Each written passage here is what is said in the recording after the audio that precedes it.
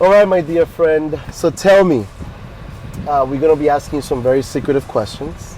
Of course, And man. this is episode 1 of our Carpool. You ready? I'm 100% ready, brother. I was born ready, man.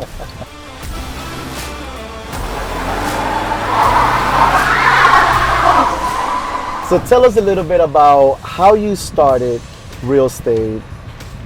We don't want to get into your age or anything, but we want to know, It's not, brother. how. So it's how, been, yeah. It's been 22 years, brother. Wow. Yeah, 20 years, I would say, actually 20 years. 20 years. 20 years. You started when you were 10. Literally, brother. No.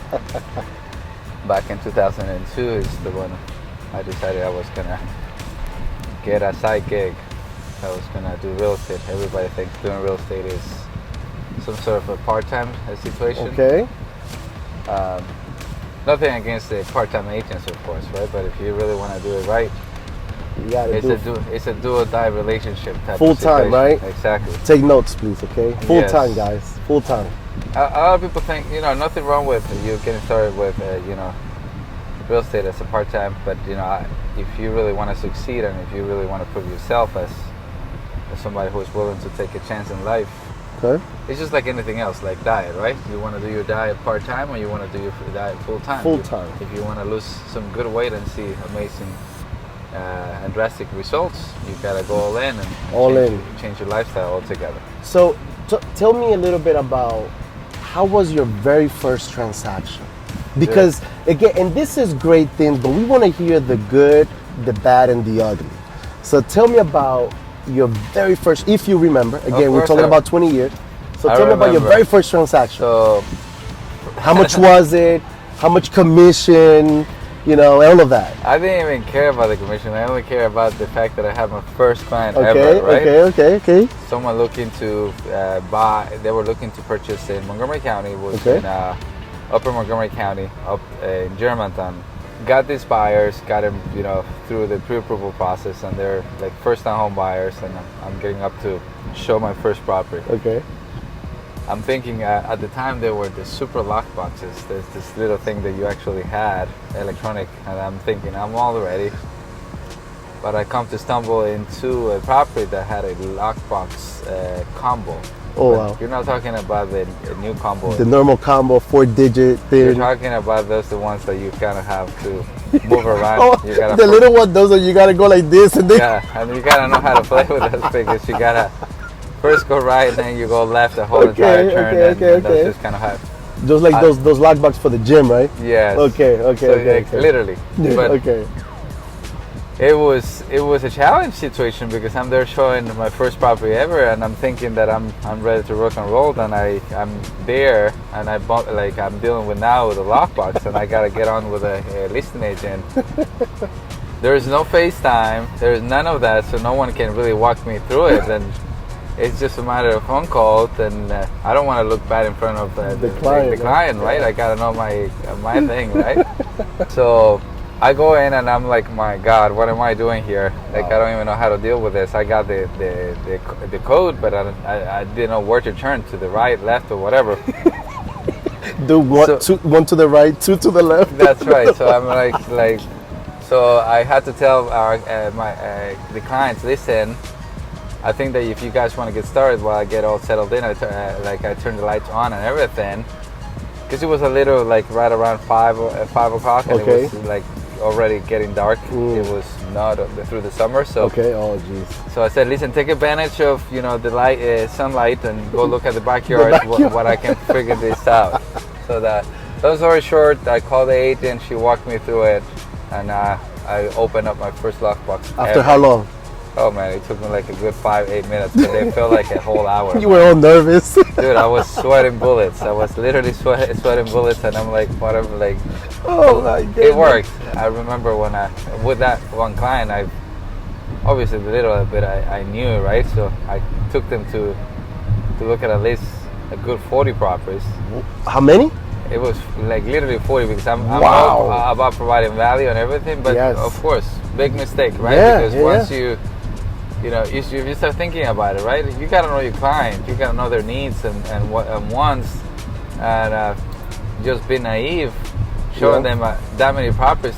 Think about you looking at in any given week, looking at 40 properties. Oh my God! What I was doing is I was overwhelming my client. Like now they have so much of things they couldn't even remember what property they saw, God. And like we were even taking notes on none of that. So what I guess I can call that a mistake, right? So you really don't, as much as you want to provide value, as much as you want to provide options, you really gotta dive into what is that they need, the wants and needs, and just narrow it down to the most necessary. I guess to go with, right? Right? Just based on, but again, you had no training. Needs. Yeah, I had no training. No one to teach you. No one to hold your hand and say, "Let's do it this way, this way." Exactly. Okay. How much was that? When you first put the offer? How much was it? It was a townhouse in Germantown, 150,000 at the time. How much was the commission? So in terms of percentage, how it is now, was it the same? It was same type of structure, 3%, 2.5%. That was hasn't changed much on that as far as that. I didn't even know what the commission was because I didn't even know how to read through the MLS, the commission offer. But all I wanted is just to get my get it going, make sure my clients were happy, and I didn't even know how this whole thing was going to go about. And what year was that? That was, can we say, was 2000, 2001, 2002? 2002. Okay, 2002. 2002. So from 2002 to let's talk about a 5-year term. Was there in any given point you wanted to give up? Things was very rough. I wanted to give up every day, bro. like no one is teaching me anything. Showing 40 properties a week, I'm pretty sure. And I'm like, this is absurd. Like, this is a lot. God. And not only that, right? I remember making my first call out to the first agent when we were getting ready to submit an offer. Okay. Dude, I was like literally shaking. Like I didn't know what I was going to say or what I was, like you don't know what to expect. Nothing, right? Again. You don't know no what training. to expect. You have no training, and I had a mentor, but it was more like you ask questions as you need to, but you just trial and error, right? You're just getting out there and asking questions. I didn't even know what to ask. There was no such a thing as disclosures being posted online. Wow. None of that, brother. You're talking about the fact that they were submitting offers through fax if you get lucky, or you end up having to you prepare your offer and having to present your offer to whenever the listing agent was presenting offer. So you bring your offer, like meeting with the listing agent and say, listen, this is my offer. I'd love to present my offer with the sellers and going over your terms with the actual sellers. And I'm sure it was different back then. They're different because you end up meeting with sellers. You personally with the seller. Personally, you'll show up into an office. If the agent was okay with it, they will tell you the time that they're going to be presenting offers. Interesting. So you end up showing up to their listing office, and then you got all your paperwork. So let me ask you a question. Sign and you got to go over the terms. Did you ever? So was there an event that there was you as an agent with your clients and another agent with their client? So yeah, absolutely. So the way it will be, it's like an interview process, right? So they first call the first agent to arrive, and then if your clients wanted to come to that presentation, they could, but usually they wouldn't. So it's you as the agent, just kind of, but you need to let your clients know that in the event that you need that you're getting a counter, they need to be available to go over the counter offer and then to actually go over the changes, right? To see if they're agreeable to those like the proposed terms. Of course. So you knew, like, okay, an offer has been presented on Monday at 3 p.m. and you're driving down to or driving up to their listing agent's wherever office they are, right? Exactly. Wow. Wow. Very old school, man. Very old school. Wow. Tell me about, and I'm sure you went through the recession, 2008, 9, 10. All right, so I want to talk a little bit about before the recession. Okay, right? So okay. Anyone could, like, in essence, could purchase a property before then. It was all steady deals. Okay. There were people who were just buying beyond their means. People could state that this is how much money I'm making. No questions asked, as long as it made sense. You're not gonna say I'm a firefighter and I'm making $600,000 a year, right? But I could tell you that there were like majority of people were just stating their income, no questions asked. They were 80-20, 100% financing, and Buying left and right. buying left and right because properties are escalating in value so quickly, and no lending guidelines were super loose. There were nothing as let us check your income, no income verification, none of that. None of that stuff. So there were great times, and I'm thinking to myself, this is so easy. Getting people through the door. You guys were just like passing out like, flyers coming like by your house. brother. So, but then the recession hit, right? And this is when reality came about, right? I remember, a lot of banks went under, and now we have to figure out what we do. Wow. I started realizing that there were a lot of banks selling their properties, unloading all their assets. Wow. There were people in need that wanted to short sell their homes, and we didn't even know what a short sale meant at the time.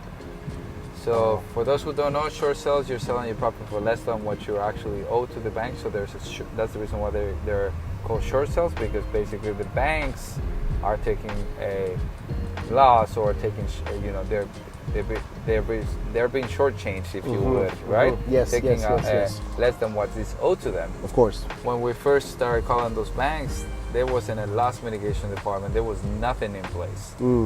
And we kept on bouncing back and forth until they started getting their act together. They now, months later, they just started changed putting everything. departments together for loss mitigation, short sale departments, and there was, there were guidelines thereafter. But at the beginning, it was like the Wild West. It was terrible. Nothing. They didn't know what to do with all those assets, as they call them. Like every property was an asset, right? Every loan is an asset.